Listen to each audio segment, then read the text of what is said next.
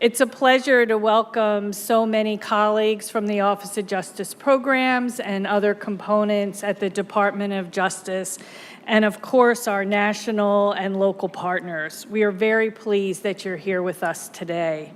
And a special thanks to our distinguished panel and for all the contributions you have made to expand our base of knowledge about what works to prevent and reduce violence. Again, thank you, Howard, and for NIJ Nancy Rodriguez and the NIJ staff for the terrific work they do to support the research we need to keep our community safe from gun violence. Gun crimes continue to exact a heavy toll, and we still do not know enough about how to prevent them. There is a great need for resources directed at research in this area. And I am proud that our National Institute of Justice has stepped up over the years to answer that call. Under the leadership of Assistant Attorney General Carol Mason, the Office of Justice Programs has supported NIJ's program of violence research because one of the most important responsibilities of government is to keep citizens safe. Rigorous study and evaluation will help ensure that we're meeting that responsibility. NIJ is moving us forward, helping to give law enforcement the tools they need to protect the communities from gun violence. A project with the Urban Institute is looking at gunshot detection technology and how it affects the response to firearms violence and related crime. This technology is commonly used in larger departments. Our Bureau of Justice Statistics tells us that about 50% of large police departments deploy it. But we do not know a great deal about its effectiveness. This Urban Institute project will help close the knowledge gap. Another ongoing effort is a project with the University of California, Davis. Researchers are evaluating California's Armed and Prohibited Persons System, which seeks to recover firearms from prohibited persons. Prohibited persons are people who have purchased a gun legally in the past, but who, as a result of a conviction for a serious crime or some other high-risk event, have since become ineligible to possess a firearm. The NIJ research project is looking at whether this California system works and whether it reduces the risk of future firearm-related and violent criminal activity. Beyond social science research, NIJ is leading the federal government's work to promote gun safety technology. NIJ conducted a review of these technologies and submitted a report to the President outlining a research and development strategy. One of the report's recommendations was for law enforcement to develop baseline specifications for gun safety technology on service firearms.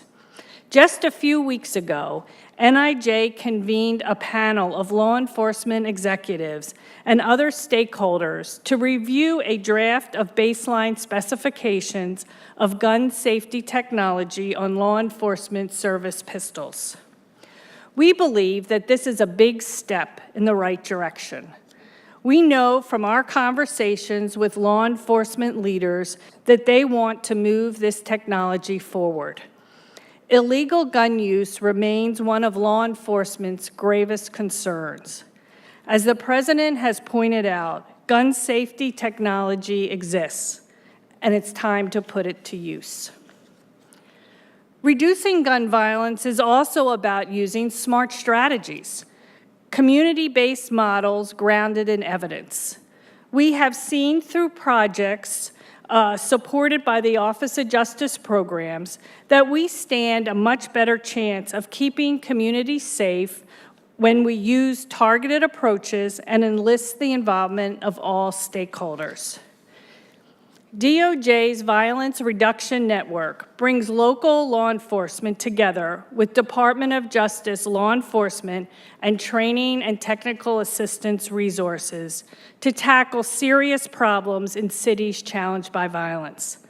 By taking an all-hands approach and sharing data, evidence-based practices, and tactics across agencies, cities have been able to successfully address some of their most pressing problems.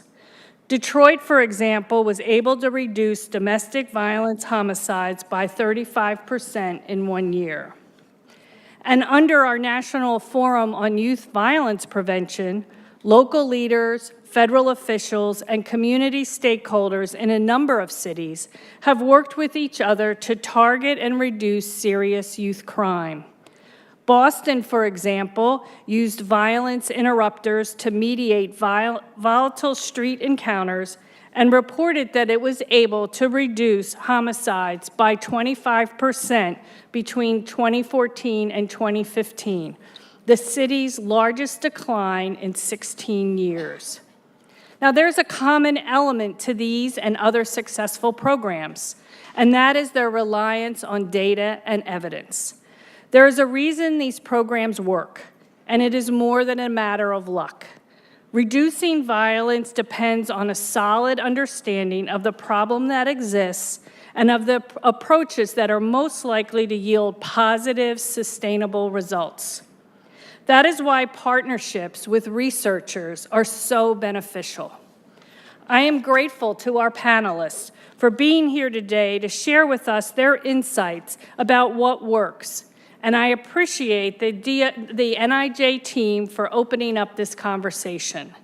Thank you all for your interest and for joining us today, and I look forward to the discussion.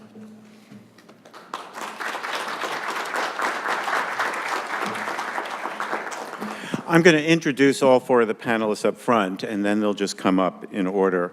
And then at the end, there'll be opportunities for questions.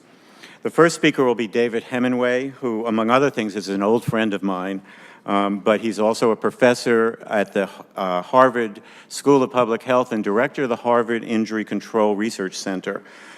He's one of the leading researchers in the country on injury prevention, including firearm injuries, and will be giving a general overview of the issue of firearms. He'll be followed by Charles Welford, who's a professor emeritus of criminology and criminal justice at the University of Maryland, College Park. He's also a past president of the Society, American Society for Criminology, and a lifetime associate of the National Academy of Sciences.